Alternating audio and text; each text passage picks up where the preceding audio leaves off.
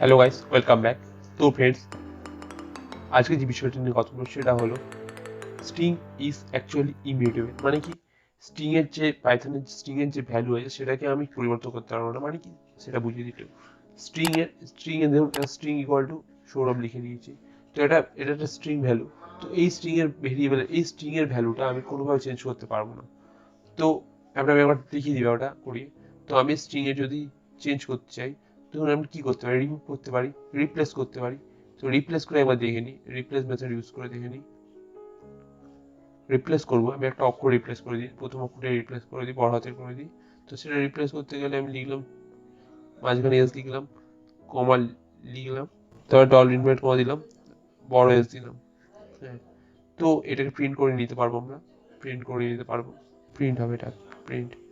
তো প্লে করে দেখলাম, দেখুন এসটা বড় হাতের হয়ে গেছে।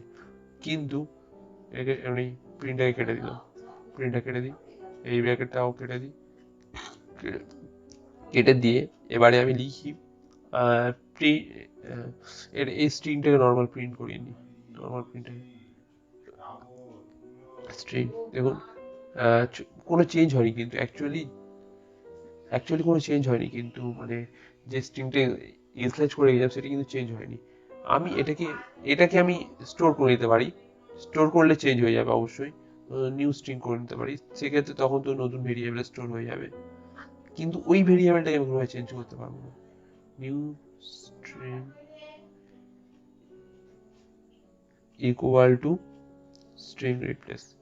তো নিউ স্ট্রিং আছে, তো নিউ স্ট্রিং এ যদি প্রিন্ট করে, নিউ স্ট্রিং দেখুন চেঞ্জ হয়ে গেছে। Print print new slash string,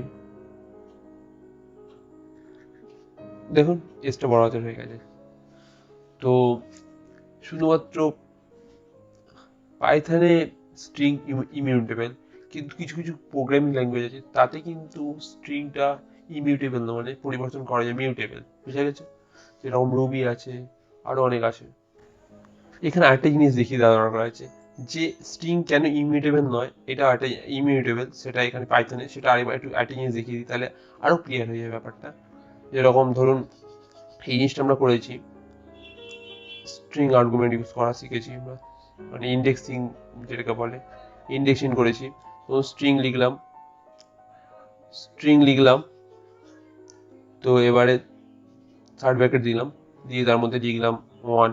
ওয়ানে দেখুন টিটা প্রিন্ট হয়ে যাবে। তো প্রিন্ট টিটা, আচ্ছা আচ্ছা ঠিকই আছে, এর ওটা প্রিন্ট হয়ে গেছে, দেখতে পেয়েছে।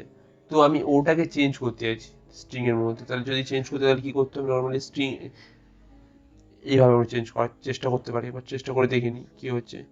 ইকুয়াল টু দিলাম, ইকুয়াল টু দিয়ে আমি স্ট্রিং ওয়ানের ওর ভ্যালুটা আমি চেঞ্জ করতে, বড় হাতের ও করতে চাই, তাহলে কি হবে সেটা একবার দেখে নিই আমরা। বড় হাতের ও করলাম, দেখুন এবারে ধরুন, তো এটাকে প্রিন্ট করে, আচ্ছা ও করতে পারি কিনা একবার দেখে নিই, হয় কিনা একবার দেখে নিই।